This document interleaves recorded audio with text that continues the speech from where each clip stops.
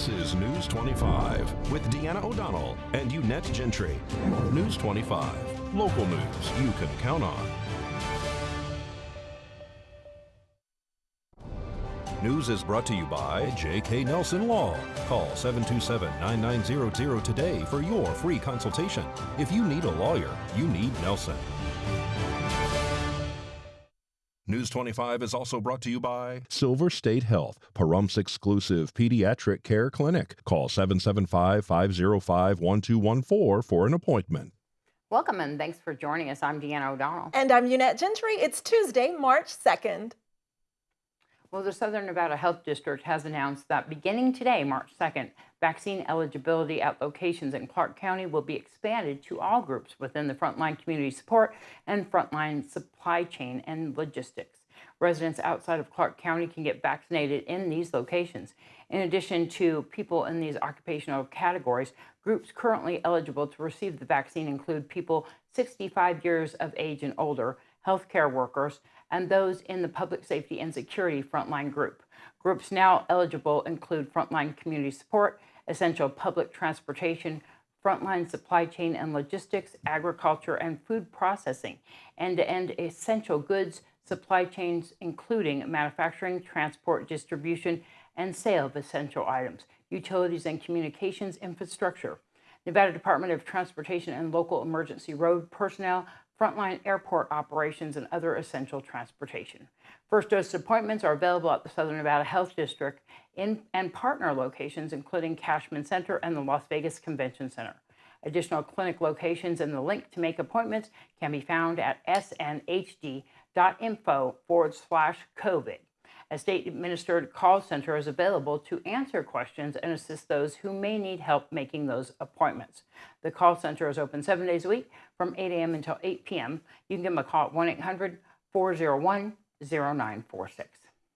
Turning now to national news, today President Biden announced a breakthrough collaboration between Johnson & Johnson, Merck, and the federal government to ramp up vaccine production. Because of these efforts, we will have enough vaccines for every American by the end of May, which is 2 months earlier than expected.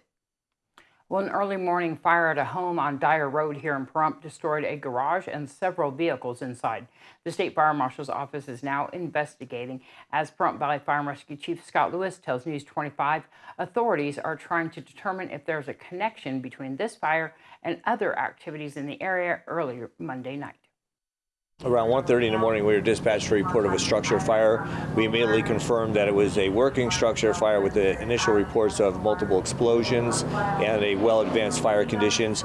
We arrived on location and found heavy fire on a detached multi-car garage to the rear of the property. We quickly commenced a defensive exterior attack, which means we did not go in the building because the building was already showing signs of imminent collapse, in which it did. There was a multitude of different items maintained in the garage, including vehicles and also propane, acetylene, a lot of different vessels that were also exploding through the event. The fire was brought under control in about 30 minutes after arrival with no further extension, and there were no injuries. So this occurred out on the west end of Dyer, and the fire is under investigation by Pahrump Valley Fire Rescue, and also the Deputy State Fire Marshals are investigating as well. We have no immediate indicators of suspicion. However, there was a number of events that occurred earlier in the evening in the same general area that were intentional acts, and so those are also under investigation. Around 10:30 p.m. last evening, we were dispatched for a possible structure fire. As crews responded, we were notified that it was actually a ground cover fire, and the investigation revealed that people apparently were discharging fireworks out of the side of a car, and it set numerous fires throughout the area. And if you have any information on that accident, you can call Pahrump Valley Fire and Rescue or the Sheriff's Department, and you can remain anonymous. And fortunately, there were also no injuries reported after another accident when 2 cars collided Monday evening right here on 160 in Pahrump. Southbound Highway 160 traffic was blocked around 7 p.m. last night for a 2-vehicle crash that occurred in front of Denny's. Pahrump Valley Fire and Rescue, Nye County Sheriff's Office deputies, and Nevada Highway Patrol were dispatched to the scene of the crash. All occupants declined to be transported to local medical facilities and claimed no injuries at the time. Nye County Sheriff's Office auxiliary units blocked traffic and diverted it around the crash scene while the investigation was being conducted. Okay. There you go. We're back. We were talking about the Pahrump Valley Fire and Rescue, and that was a fire that happened last night. They were saying that I believe individuals were shooting fireworks from their vehicles. Possibly arson, but we're not sure. It's an ongoing investigation. So if you have any information, of course, you can remain anonymous by giving the Nye County Sheriff's Office a phone call at 751-7000 or Pahrump Valley Fire and Rescue. We'll be back right after this break. You're watching News 25, the most recognized and farthest reaching local news in Nye County. News 25, local news you can count on. Welcome back to News 25. Well, the new Johnson & Johnson COVID vaccine is arriving in clinics today, and online grocery sales continue to surge. Here's Angela Miles with today's Business First Brief. Topping our news, Johnson & Johnson's COVID-19 vaccine is expected to start to get into arms today. The one-shot dose was granted emergency use over the weekend, and trucks immediately hit the road. J&J has shipped 4 million vaccines and should be able to distribute about 1 billion doses by the end of the year. That vaccine is 66% effective and can be stored in a regular refrigerator. Grocery purchases online are about to exceed $100 billion for the first time ever. Business is booming as Americans are spending more time at home. Up until the COVID crisis, grocery purchases online had been lagging, but in 2020, sales jumped 54% to $95 billion. A company called eMarketer predicts grocery sales will reach $112.9 billion this year. Well, Clark County officials want to create a permanent memorial for the victims of the 1 October 2017 mass shooting in Las Vegas. The 1 October Memorial Committee has created an online survey seeking public input on what the memorial should be. We will never forget what happened in Las Vegas on October 1st, 2017. Now it's time to create a memorial that remembers the victims, honors the survivors and first responders, and celebrates the resilience of our community. We need your input. Should we build a park, a monument, a sculpture?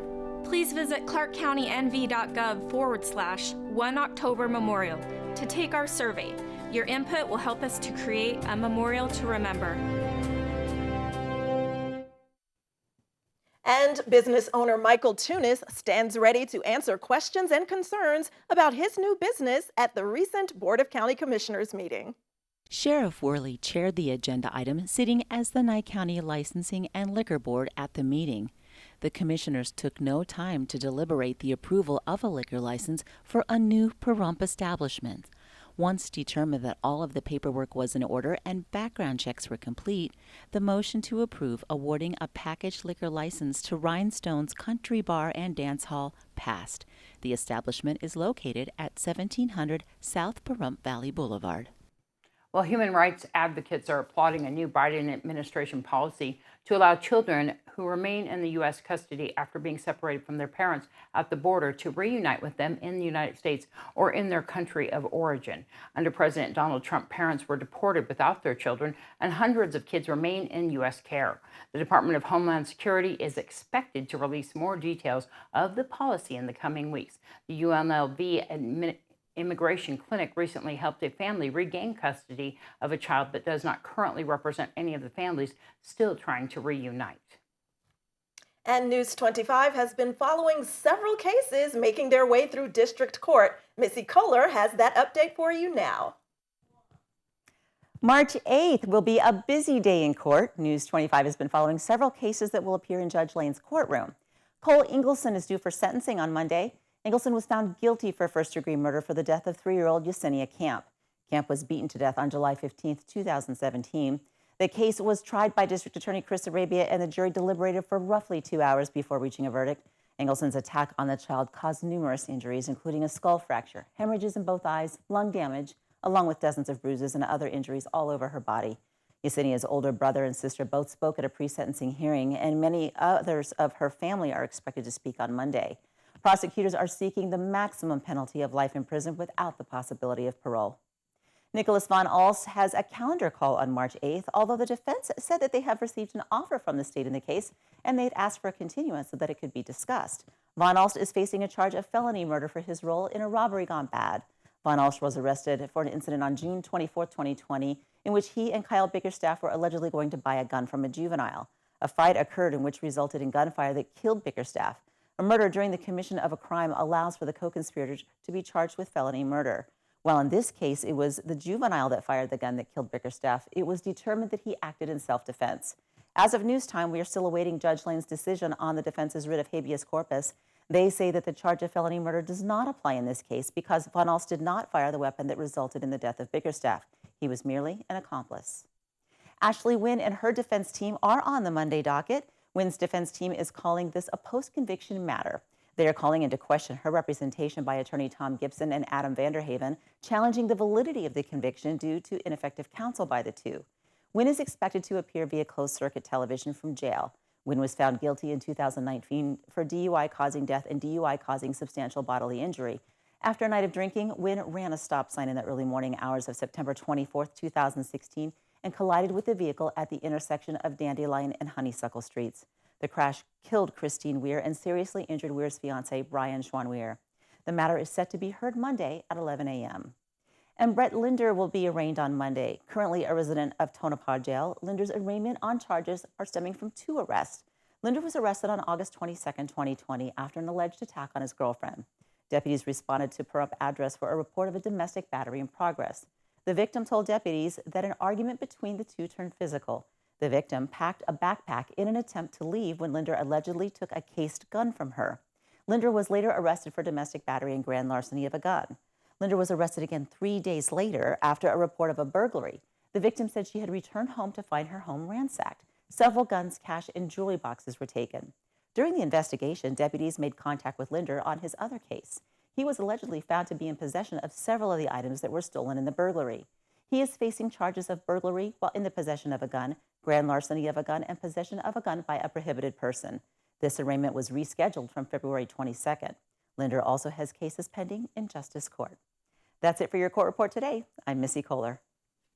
All right, thanks, Missy, and we'll be right back with much more local and national news. You're watching News 25, brought to you by Mountain West Lawyer, Injury Attorneys, 727-9500. News 25, local news you can count on. News is brought to you by Canyon Ridge Periodontics. Give them a call at 702-966-0302. Well, Spring Mountain Motor Resort and Country Club is seeing an uptick in visitors. To handle that growth, Spring Mountain is hiring for more than a dozen positions. About 100 people attended a job fair last week. HR Manager Tim Wigger says if you missed it, there's still time to apply. We're kind of back up to full steam. Students are really returning, and we've had some positions open that we've been kind of holding back on. So, yeah, we actually have a little over, I think over 15 job openings right now, from entry level up to more skilled. Most of them are full-time, but some part-time and even on-call as well. So, yeah, we probably had 100 people or so come today over the last couple hours. We're just wrapping up right now. But, yeah, it's been really successful. We actually saw more people from Vegas today than we have in the past. So wow. The outdoor is something new for us, but in the COVID era, it seemed like the right thing to do, and it worked out really well. I mean, we're looking for a bartender. We're looking for what we call clubhouse support, which just kind of supports the operations of the clubhouse. We're looking for general laborers. That's a new category for us. So the primary function for that will be actually tire wall building. So when tires are no longer suitable for the racetrack, they become part of our safety. And we build tire walls that are in potential impact areas on the track. Our Welcome Center, which is open 7 days a week, which is a building right down front before you get to the gate. Applications can be picked up and dropped off there. They always have a listing of current job openings. We don't have them listed on our website, but it'll take us a while to filter through the applications today. Like I mentioned, there's probably 15 different openings. We accept applications all the time. we anticipate that our staff will continue to grow. So Spring Mountain is primarily two different things. We're a performance driving school for Corvette and Cadillac with the new mid-engine C8 Corvette. That's kind of one side of our business. The other is we're a motorsports country club. So basically the same model as a PGA golf course in Vegas or somewhere else, except our members like to drive fast without speed limits, and some of them like to race, so they belong to our country club. Oh, that's so much fun. Well, for more information about Spring Mountain Motor Resort and Country Club, you can visit them online at racespringmountain.com. Well, the latest numbers from the Bureau of Labor Statistics shows strong union membership right here in the Silver State. In 2020, Nevada had 161,000 union members. That's 13.4% of wage and salary workers. Nationwide, union members account for 10.8% of wage and salary workers. While Nevada's union membership rate is above the national average, that number is actually down from 14.6% in 2019. Union membership in the Silver State peaked in 1996 at 20.4% and fell to its lowest rate in 2016 at 12.1%. Nevada union membership rates have been at or above the national average since 1989. Last year, 14 states had a higher rate, with Hawaii recording the highest rate of union membership at 23.7%. New York wasn't far behind at 22%. 4 other states had rates above 17%, including Alaska, Washington, Connecticut, and Rhode Island. And the states with the lowest union membership rate? Well, South Carolina has the lowest in the U.S. at 2.9%, while their northern neighbor, North Carolina, fares a bit stronger at 3.1%. 7 other states fall below 5%.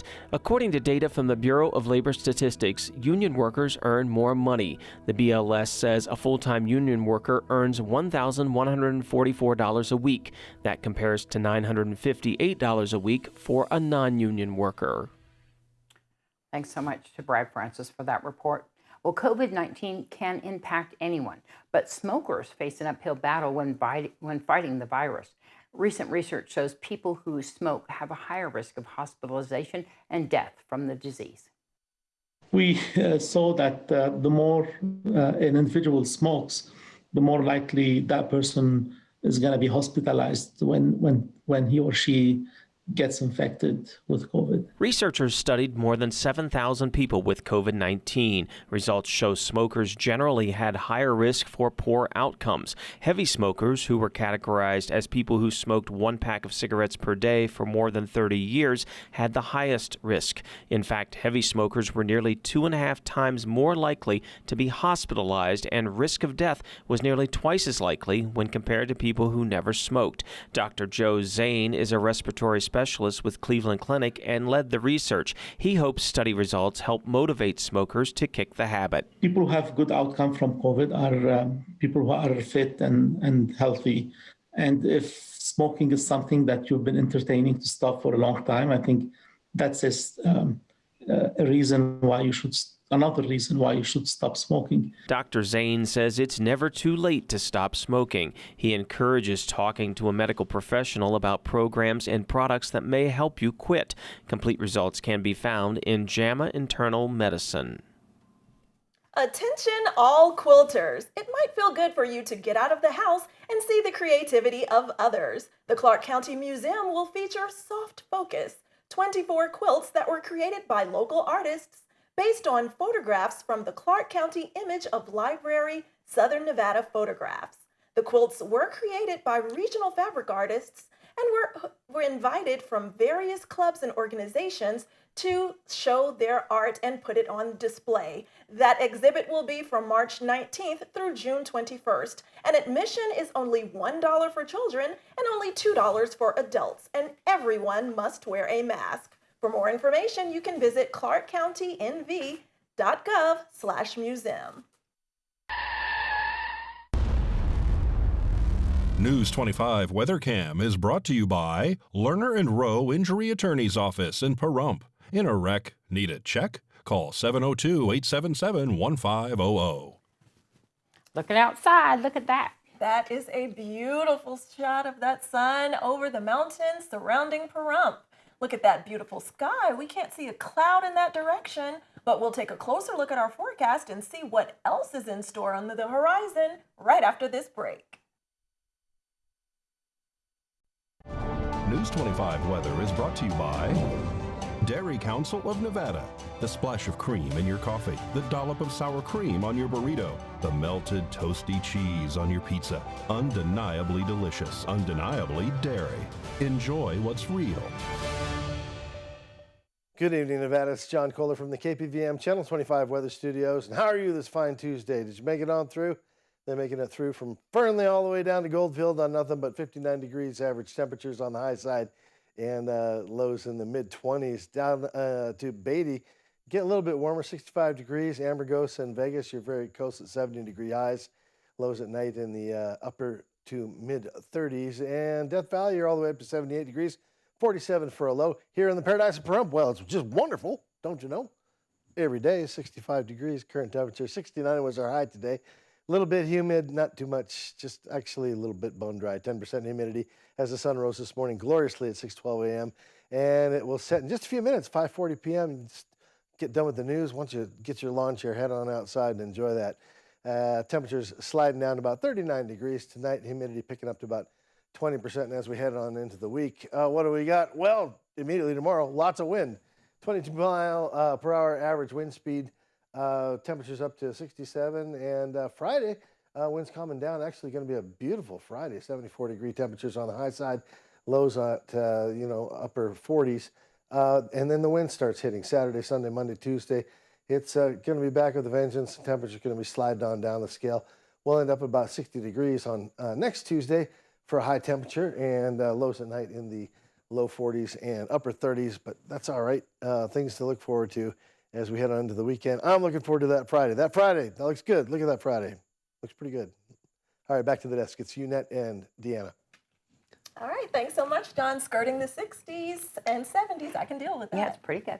All right, well, that's going to wrap up this edition of News 25. I'm Deanna O'Donnell. And I'm Unette Gentry, and from all of us here at KPVM and Ace Country Radio, thanks so much for joining us, and we will see you all next newscast. Good night.